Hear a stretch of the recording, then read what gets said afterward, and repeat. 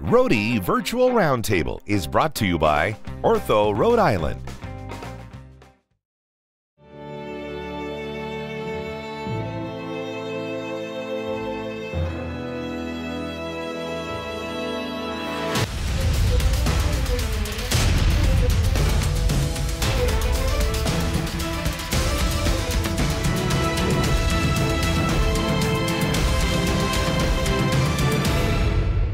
Hi, Rhode fans, and welcome to the Rhode Roundtable on Cox Your View as we take a look back on some of the classic games played by the URI football team. And the one we've got for you tonight is a really special one. It's from the 1985 season, 84-85, the two greatest years in URI football history. And this game against UNH, a battle between two teams vying for the top of the Yankee Conference at the time, and Rhode Island came out with a 30-20 win. We've got some of the key principles to this one with us. The head coach, Bob Griffin. Coach Griff is with us. We appreciate Coach being here. Guy Carbone is with us as well, and Tom Ehrhardt. All three great members and contributors, not only this game, but to the success of the Rams in the mid-'80s when things were riding as high as they've ever ridden in URI history. Coach Griffin, head coach from 76 to 1992, 17 years at the helm of the University of Rhode Island. Number one in active wins there. Yankee Conference titles in 81, 84, and 85. 3 NCAA appearances, semifinals in 1984, and multiple awards, New England Yankee Conference District 1 Coach of the Year awards on several occasions, and 5 straight years of winning records from 1981 through the 85 season. Over that period of time, 39-20. The URI Rams. Tom Ehrhardt, of course, first team All-America, 1984 and 85, greatest quarterback to play at the University of Rhode Island, All New England, All Yankee Conference Player of the Year in 1985, led URI to 2 Yankee Conference titles, 2 NCAA playoff appearances, finished number 2 in 84 and number 7 in the country in 85, and the only football player at the University of Rhode Island to have his number retired at Meade Stadium. Quite an honor indeed. Holds most of the quarterback records at URI in just 2 years there after transferring from CW Post. 673 completions, 8,378 yards, 78 touchdowns. Absolutely incredible numbers. And 22 Yankee Conference passing records as well. We'll get into some of those other records as well as time goes on. Guy Carbone representing the defense here and special teams for the University of Rhode Island, strong safety and all-conference punt returner. And he is out of Hartford, Connecticut, Worcester Academy, a member of the Rhode Grand team, one of the best defensive players ever to put on a URI uniform. 4th in the East in 85 in yards per return as a punt returner, and number 2 in the Yankee Conference in that category, and a New England and Yankee Conference record holder for the longest pick six, 109 yards for pay dirt. Guy Carbone on the defensive side, Tom Ehrhardt on the offensive side, and Coach Griffin to boss everybody around. I don't think that's exactly the type of coach you had there. Tom, why don't you start, and then Guy, you next. Talk about Coach and what his style was and what he meant to this program. You couldn't ask for a better coach to play for. Coach Griffin, his style was, he was like a dad to us. And, you look back at it and you always thought he was so much older when he was coaching us, but he was younger than we are today. But he had obviously he was ahead of his time with, what we did back in 84, 85, teams are doing today in the NFL and in college. He was a visionary. He understood the passing game like no one else. He utilized the talent that we had. I couldn't run, so he had me drop back and throw it. He had guys before me that were better runners than they were throwers, and he worked his offense into their strengths. He worked the offense around my strength and around the receiving core that we had. Just very lucky to have played for not only just a great coach but a great man. Guy, a word about Coach? The first thing always has been integrity. He just had a great level of integrity. Whatever he told you, you could count on it. I came out of Worcester Academy and I had a partial scholarship, and I remember when I was signing with him, he told me, he's like, just so you know, the first game you start, I'm going to give you a full ride. And thank goodness somebody got hurt, and I was started probably 2 games into the season. I walked in his office. He had the paperwork right there. Coach, you don't remember that, but I do. And that was pretty important to me at the time. Coach Griff, these two guys represent a group that was very special to you. I know every member of your teams over those 17 years, very, very special to you. But talk about Guy and Tom in particular and this 85 team that we're going to see play in a little while. Well, I think we could start with Guy. And Guy stood out on defense. And, of course, that game and many other games, you know, we did what we had to do on defense and special teams. And, of course, that's a credit to Pete Adrian, who was the defensive coordinator and also did most of the kicking game. But Guy's talent and competitiveness, you know, was as good as anything we could see. And this is the game tape that we're talking about and looking at. Guy had a great play in special teams when actually 2 of them in special teams, a punt return, which set up a big score, and also a fake punt that we ran, and Jim Donnelly threw it to Guy and brought us down in the scoring range again. So Guy was just he's a great person. He knew he was going to be very successful in whatever he chose to do in his life, and that has certainly come to fruition. But I'm blessed as a coach to have guys like Guy, and there were many of them on that team, but Guy was something very special. And, of course, from the offensive standpoint, Tommy, I had known Tommy's family from before he was when he was just a little boy. His older brother played quarterback for us at Rhode Island in the 1968, 69, and I guess 70. But I was with him there for 68, 69. So the family, Tom Ehrhardt's family, was fantastic, as was Guy Carbone's family, and of course his brother John also played for us. So you know, I say this and repeat it. I was blessed with some unique talent and high character people, and it made my life a little bit easy. And I'm fortunate to have been with them. Should have made it an hour show since we're going to have Coach Griff talk, right? Thanks, guys, for being with us. Take care. Have a good night. Always great to hear from you, Coach. You're a legend at the University of Rhode Island, and we appreciate all that you've done on the field and off the field to represent Rhode Island over the many, many years. We're here to talk about 1985, in particular the UNH game. We're going to see some clips from it in a little while. We'll see Tom work his magic, and Guy, you're well represented in this one as well. So we're going to check out both of you back in your playing days. 85 team was 10-3, coming back from that 84 year where the team was also 10-3, went all the way to the the semifinals of the 1AA playoffs, and ended up finishing at number 2 in the country, number 7 in the country in 1985 as things turned out, but 5-0 in the Yankee Conference. But Coach, going to go back to you for this one. 2-2 after the first 4 games, then you ran off 8 in a row. In the early going, when you were a 500 team, did you have some concern as to whether this team was going to put it together? No, I don't think I really did. I don't think I ever wavered. You know, you cannot guarantee a championship, but no matter what took place in the early season, I thought we had the kind of team and the people that we were certainly going to make ourselves heard, and that certainly happened. Both teams came in, UNH and URI, vying for that top spot. So this was a critical game. Tom, what do you remember from the UNH game? First of all, over 12,000 people at Meade Stadium for it.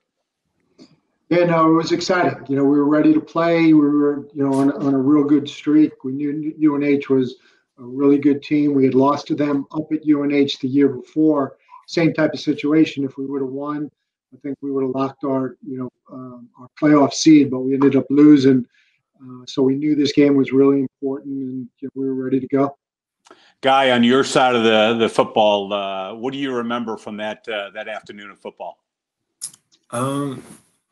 Not a whole lot. I mean, that year, I mean, we had some studs defensively the year before, the '84 team with, Charlie Bowney and Bob Dana. I mean, we just had some great defensive players.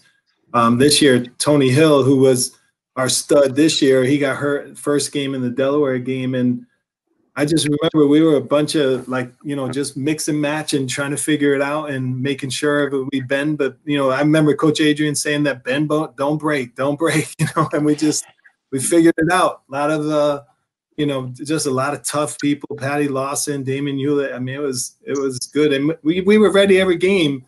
But we really, we knew the offense was going to do their job. We just had to do our job, Hey, we're going to take a look at some video from this one, about 7 minutes of highlights from it. And I want you guys to do most of the talking here. I'll just kind of lead you through it. URI UNH on Nesson, and the broadcasters were Ken Bell and Will McDonough. Woo! There's some names from the past right there. Over 12,000. There's Tom Ehrhardt, and getting ready to go. Some gaudy numbers there as Amazing. Tom was warming up, and you're going to see All-America tight end Brian Forster, number 86, come into your screen in just a second, as he was Tom's favorite target along with Damian Riley. He had a couple of great guys to throw to. This one was one of them, Tom. Yeah, Steve, I mean, again, in football, 11 guys, it's not just one guy. Between Brian, Damian, Tony DeMadge, Bobby Donfield, and a host of others. Just very fortunate to play on some great teams with some people that could really catch the ball. Is that double tight end formation with a single back? Ehrhardt coming back a little bit and dumping off a screen pass to Doug Haynes. Tom, Haynes was a good guy to have. You hear a lot about the receivers and the tight ends, but Haynes could move the football for you.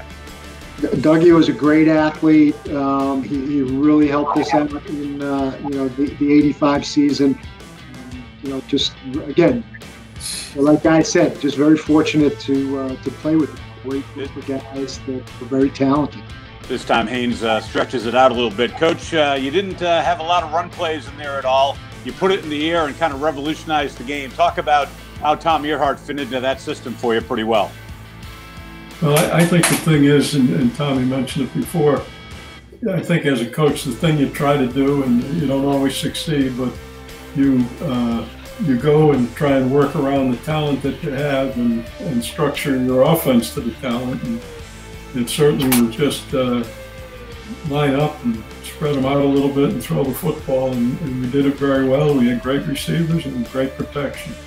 We're going to see Tom go to Brian Forster. That kick there was by Coach Griff's son, Mike Griffin, as well. It was a big contributor at that time for URI. Here we're going to see Brian Forster and Tom hooking up not once or twice, but 3 times in a row, calling the number of 86 and getting him in different positions in the open field here as he comes up the sideline. Brian Forster put his name in the record books. He and Tom, both All-America players at the 1AA level in college football, and 2 of the very best that have ever put on the URI uniform.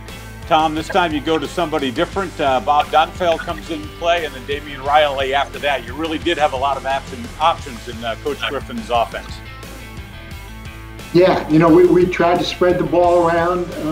It was, the way, Coach called the game. He called all the offensive plays, and, it was just kind of read what the defense is doing, take what they're giving it to you, and, get the ball to whoever was open.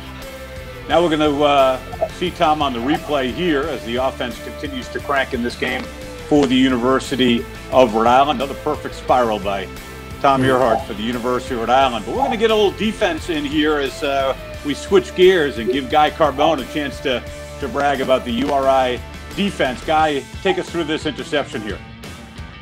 I'd love to say I remember the whole thing, but I do remember that Cass said, "Why'd you fall down?" I should have stayed on my feet and kept running. But no, that was just one of the plays that they set us up for. Defensively, Coach Adrian did a great job. Here we got a fake punt coming up, and Guy Carbone, you were ready for the play. Remember that one? Yeah, I do. That was I do remember that. I didn't realize I kept running out of bounds with the guy, but Yeah, I do remember that. Coach Adrian always had a little something special up his sleeve, and it was fun. It was fun that we could practicing those different plays. Drive continues here as Tom finds Tony DiMaggio and then Brian Foster in the end zone. Tony DiMaggio, big factor on this team, Tom.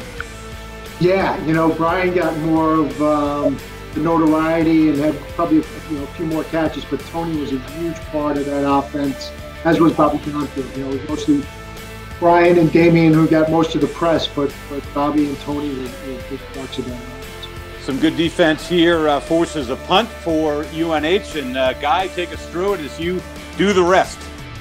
Well, I do remember me and Bobby were back there, and neither of us were going. It was so windy. We're like, just let the ball hit, and that one bounced right into my lap, so I just took off. That was the short of it, and able to get a little yardage downfield. So, talk about being a big factor on special teams as well as the defensive end, helping in two phases of the game, Guy.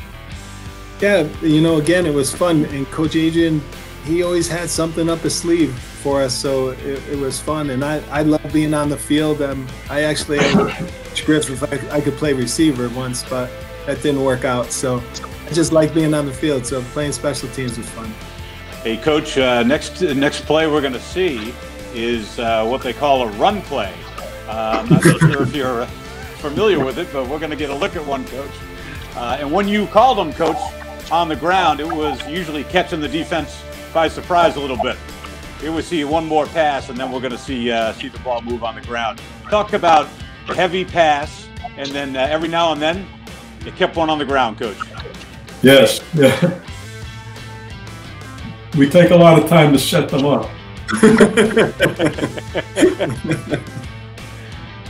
The percentage between run and pass is about, what, 80-20 or 90-10, somewhere in that area? About it. Yeah, exactly. And certainly gave yourself the element of surprise when you finally went on the ground. Here another dive play to get into the end zone for the touchdown. You pick and choose your spots, Coach, but I imagine you look at who's in the box, and often you don't see too many players when everybody's – I read where at certain times they would have a bunch of DBs, and you can run the ball and find a lot of room in there.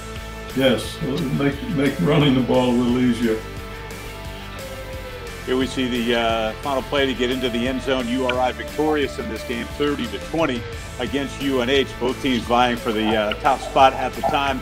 Here we see another flash of defense. Patty Lawson. Yeah, Pat Lawson comes through on the next play and gets that sack. And then we see Hewlett, the defense.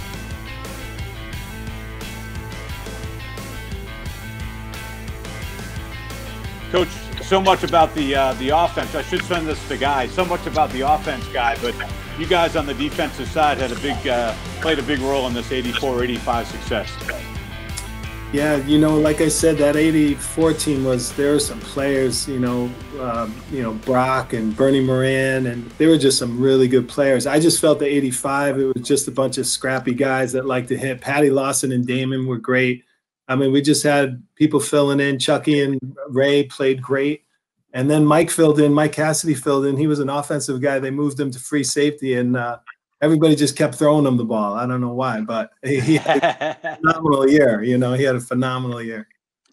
The Rhode Grand team was put together to honor the very best of URI, and that 1984 and 85 team well represented. The 85 team, Tom Ehrhardt is with us, of course, and Guy Carbone on that list. There were, 7 offensive players and 5 defensive players on that list. Tom Ehrhardt, Bob White, Greg Sturgis, Damian Riley, Brian Foster, and Tony DiMaggio all making the list. Guy, along with Mike Cassidy and Ray Williams, and Charlie and Brad Carson on the defensive side.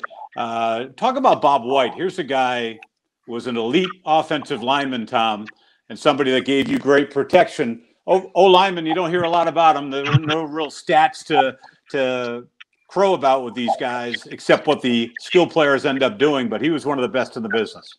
Yeah, the skill guys get all the publicity and their names in the paper and on TV. The offensive line doesn't get that, but Whitey and all of them, Again, these things don't happen if you don't have the people up front. And the only way we were successful, it all started up front. And Bob, Buddy was a big part of that. Big, strong kid, really athletic, and played a couple of different positions on the line. And, he played center at one point, right tackle, and, Whitey was special. There were a bunch of special players on that team, and he certainly was one of them. Yeah, he was drafted by the Jets in the 7th round. Until this past year, he was the last URI football player to be drafted. Isaiah Coulter was selected in the 5th round, and Justin Rohrwasser, who played at URI in the past, drafted by the Patriots in that same round. And Isaiah was just recently activated off the injured reserve and is on the 53-man roster for the Houston Texans right now. So that is great news. Coach, a word about the unsung heroes on that offensive line. They make your offense tick. Yeah, and it starts with Bob White, but everybody that was in there, I think Rich Capolongo was one of them, and Greg Sturgis. Again, I get mixed up whether 84 and 85, which year they were there, but they were the people that protected Tommy. Jimmy D. Prospero was the center. Our center from the year before, Ray Apo, was injured and missed most of that season. So, again, it just starts with it starts up front, and Tommy knew that, and I knew that, and Guy knew that, and it's up front offense or defense. That's many times where the game's going to be played and how it's going to be decided. So we're fortunate to have some big, strong people, and they got the job done for us on both sides of the ball. Guy, you are the member of the only 2 teams, 84 and 85, to be inducted into the URI Hall of Fame as a team, both years going in because of the excellence. 10-3 records, nationally ranked in both cases, and runs in the playoffs in both cases, and the near loss to Montana State that could have put Rhode Island in the championship game. Talk about that honor and being the member of the 2 teams that are in the Hall of Fame as teams. Steve, it's just that was special. That was a special night. I remember, everybody being there and just being together. And I had my family there, which was really nice. It was just a special time, and there were great people, great men, and we were led by really good men. Coach Griff had a great coaching staff with Coach Adrian, Coach Karras, and we talk about it often. I was telling Tom just a little while ago, we get together with about 7 or 8 of us that played in those 2 years, and we do a Zoom call every week. We've been doing it since this whole COVID thing started, and that's what we talk about. We had great leadership in the coaches we had, and they got us around a very common goal, and didn't matter what size, shape, color the guy was next to you, as long as you wanted to win as much as the other guy. It worked out good, so it was really special time. Tom, who do you have in that Zoom meeting? Who are some of the other guys? Yeah, I'm a little disappointed. I wasn't invited to that. Oh, okay. I'm sorry. Jeez, I didn't realize. It was just defense. It was just defensive guys, but we're opening it up to the offense. Just the defensive guys saying those offensive guys weren't so good. No. We just invited Tom. He's jumping in next week. You got to have Tom. Tom, you made a big decision to come to URI from CW Post, and I know they had some changes in the program at that time. Talk about what united you with Coach Griffin and why URI was your choice. Well, Coach had recruited me out of high school. Like he said, he knew my family. He had coached my older brother, Bobby, at URI. And, I was, when coming out, that's where I thought I was going to go. Went up, visited, had a great visit. Really enjoyed spending time with Coach. I did my overnight with Tommy Mutt, who was a wide receiver, and had a great time. But at the end of the day, maybe it was maturity, maybe it was just feeling I might be homesick. Again, coming from Flushing, New York to Kingston, Rhode Island, back then felt like it was going to the West Coast. So I just, I decided I'm, better off staying closer to home. Was fortunate, was able to play right away at Post, played 2 years there. They decided to go from Division II to Division III. Called Coach up. Said, hey, Coach, this is what's going on. Would you give me a second shot? And without hesitation, he said, let me, make a call here or there. Made the calls, and the rest is history. Coach obviously is the perfect person for your system, that double tight end, 2 wideouts, and the single back, which really now you opened up the game back then, and you see parts of that. You see inklings of that throughout college football and the NFL as well. It's going to make you proud to see other people take what you did and carry it forward. Yeah, I think it evolves. The game evolves, and we tried to evolve with it. And yes, I was a little bit partial for throwing the football, but it worked out. I think of that game in 1984 against the University of Connecticut, and we were down 35-14, and then all of a sudden, we're looks like we're falling apart, and we come back, and I think it ended up 35-21 at the half. And I just said that, it was 42. Connecticut got up to 42. It was 42-21 at the half. And I just said to the defense that you just hold them to 1 touchdown and we'll win this football game. I figured we could beat the 49 number. We're only 56, but we did it, and the defense did it. You say it's a strange thing. We had a great defense, and all of a sudden you look at, well, how'd they get all those points? Well, those things happen sometimes in the game, but the big thing is, what do you do about it? And these guys, the defense stood up and took their part of the bargain and shut UConn out in the second half. And, of course, Tom and the offense got plenty of points for us, and it ended up, I guess, like 56-42 or something. Yeah, Tom, you were 40 of 60 in that game, 566 yards, 8 touchdowns, 4 of them to Brian, and 4 of them to Damian Riley as well. So you were an equal opportunity guy. You made sure both of them got 4 each. What do you remember about that one, Tom? We got about a minute and a half. Sure. That was a special one. We never felt we were out of it. The defense, UConn put up a couple points in the first half, but again, the defense showed up. Like I said, bend but don't break. They shut them out in the second half. We were able to put some points up in the second half, and that was a special one. We went 5-0 in the conference. I think that was the first time we had done that. I think we had gone. For me, we went undefeated at Meade. That was part of it. 12 games or so at Meade in 2 years, so that was a big piece of it. But very special. I mean, we were, as close as any teams could be, and we loved each other. We played hard for each other. We loved our coaches. We loved our teammates, and it was, to this day, I think, other than my kids being born again, the best experience I've had in my life. All 3 of you guys, thanks so much for being with us. Coach Griff, thanks for all that you've done. Tom and Guy, huge parts of Rhode Island history as far as football, but great representatives of the University of Rhode Island. Sit back and relax. We're going to watch that URI-UNH game from 1985, one of the 2 best teams ever to take the gridiron at Meade Stadium for the University of Rhode Island. Guys, thanks so much for being with us. Thank everybody for being with us on the Rhody Roundtable. Sit back and enjoy it on Cox Your View.